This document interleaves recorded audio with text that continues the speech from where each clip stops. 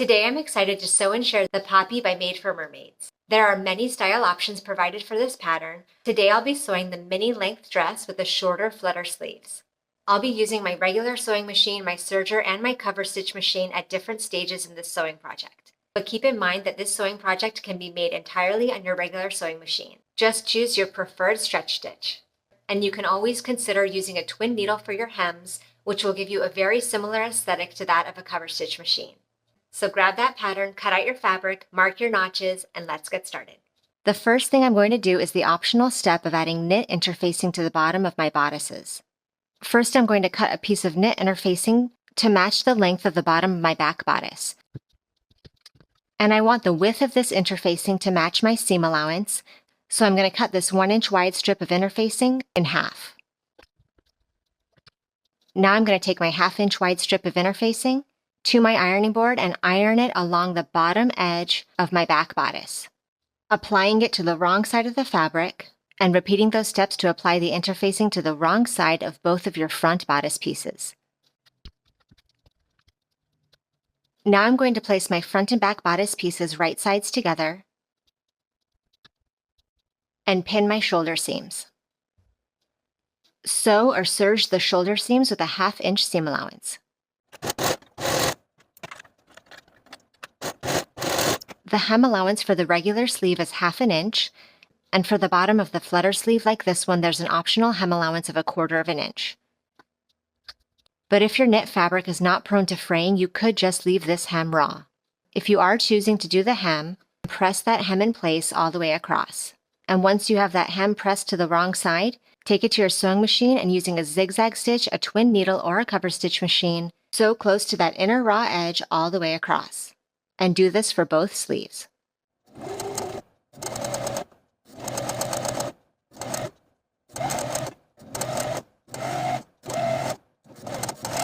Here are my front and back bodice pieces opened out, and here is my arm side. Now I'm ready to attach the sleeve to the arm side.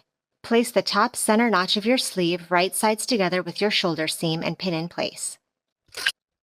And then match the two short side edges of your sleeve right sides together with the edges of your front and back bodice and pin in place.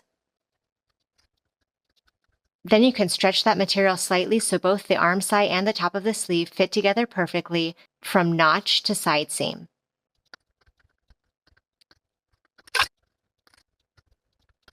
Now that both of the sleeves are pinned in place, we can take it to the sewing machine or the serger and attach them with a 1/2-inch seam allowance.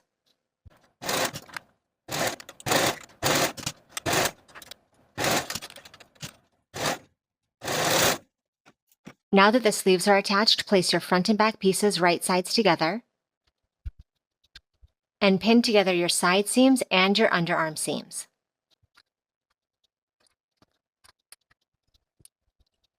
Then we're going to sew our side seams and underarm seams with a 1/2-inch seam allowance, doing this on both sides of the bodice.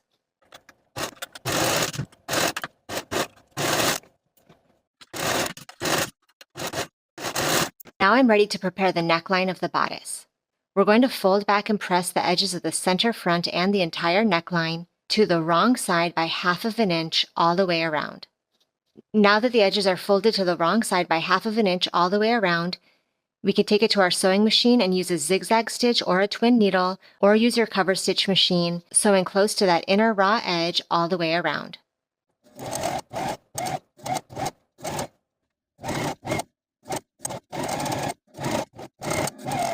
Now that our center front and necklines are finished, we can overlap the center fronts. It doesn't matter which side overlaps the other, but I'm going to overlap my right bodice over the left, having them overlap by 1/2 inch and then pin in place.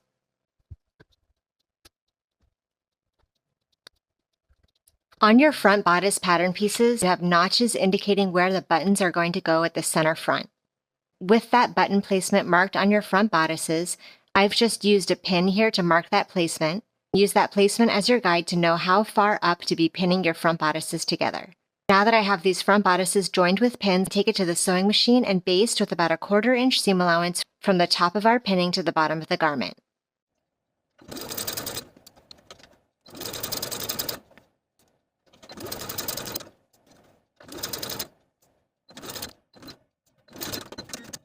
Here is the side seam of my front skirt. I'm going to place one of my pockets right sides together with the front skirt, using the notch I transferred my fabric from the pocket marking from the pattern piece. I'm going to match the top of the pocket with that notch and pin in place. And I'll do this for both pockets at both side seams of the front skirt. Now, using a stretch stitch on my sewing machine, I'm going to sew the sides of these pockets to the skirt. Doing this for both pockets.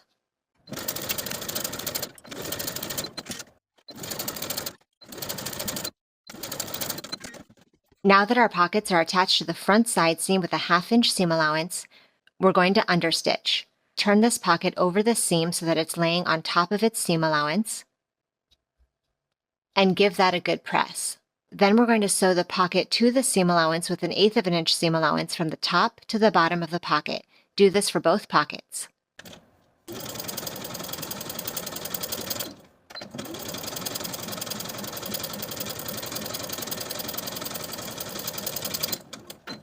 Repeat all of these steps to attach your 2 remaining pockets to your back skirt at the side seams in the same exact way. Now place your front and back skirts right sides together, aligning your side seams and the optional pockets on both sides of the skirt, and pin in place. To reinforce the top and bottom of our pocket openings, the pattern suggests stitching from the tops and bottoms of the pocket and into that pocket seam by 1 inch on both sides. I'm going to take this to my sewing machine, and with a 1/2-inch seam allowance, I'm going to sew from the bottom of the pocket and upward by 1 inch, back stitching to secure, and then I'm going to start a fresh set of stitches at the top of the pocket, sewing downward by 1 inch, back stitching to secure. Do this for both pockets.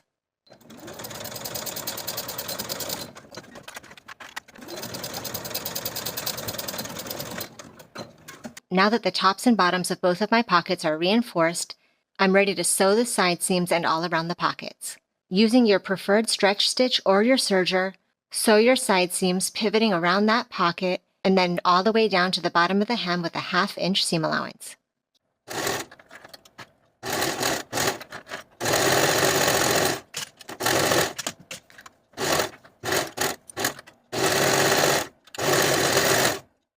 Now we can begin attaching the bottom of the bodice to the top of the skirt. With your bodice right side out and your skirt inside out, place your bodice inside the skirt, matching your side seams center front and center back.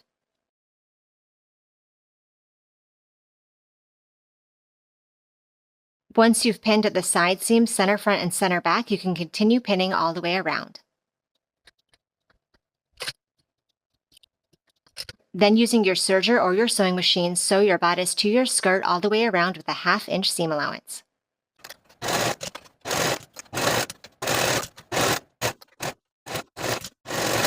Now we can sew our buttons to the center front bodice.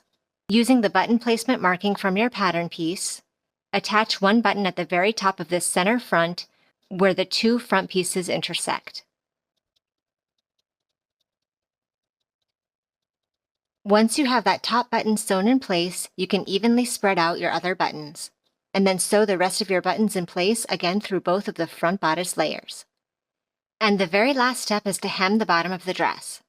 I've gone ahead and pressed my bottom raw edges to the wrong side all the way around by 1/2 inch. I'm going to be using my cover stitch machine to finish this hem, catching that inner raw edge as I sew all the way around. As always, you can use a narrow zigzag stitch or your preferred stretch stitch, or even your twin needle to complete this hem.